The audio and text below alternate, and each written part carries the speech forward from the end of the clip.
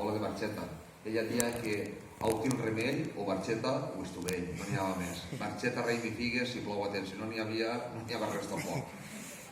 Era una gran dona, a banda de que era una enamorada de les cançons que se cantaven i explicava moltíssimes coses, com per exemple la gent valenciano parlant, la J castellana no la pronunciaven, dient cota, m'abuela dia Miguel Ángel i Juan José, y ella decía que un ángel bajó del cielo, en una reca se posó, había una mujer, la mujer le dijo, ángel, vaca, y el ángel bajó, que vacada vas de vila.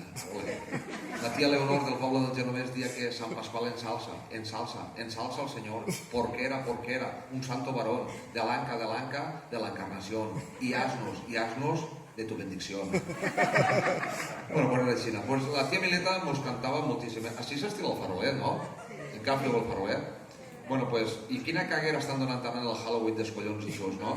Jo no tinc res en contra d'això, però el que tinc en contra és que les nostres costums es perguen i entren unes altres. Això sí que tinc en contra, perquè mos ho han de creure i els valencians siguem els millors, així i en Roma. Vale o no vale? No aplaudiu, vosaltres veïns. Bueno, pues, com us dic, la gent major li agradava molt versar, quan venia a la fira o quan venia a les festes, no? Se versava molt, ella també li agradava molt versar, era molt beateta, cada un va fer el que li dona la real gana, perquè diu que estem en un país lliure, jo n'hi ha vegades que ho dubte, però bueno, deixem-ho estar ahí.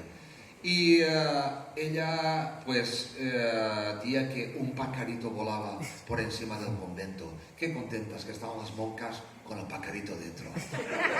Cuando se acababa Nadal, ella contaba porque los homes se n'anaven a fer garbols de llenya o feixos, que diguem a la nostra comarca, i normalment es ho feien quan podaven o escombraven, perquè el nostre valencià és tan bonico que el puguem dir de moltíssimes maneres.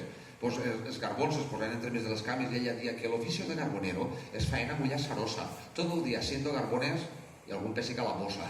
Pero la más gran que el día decía que la naranja nace verde y el tiempo le da color. Y el que nace quilipolla no lo madura ni Dios. La mayoría de la gente.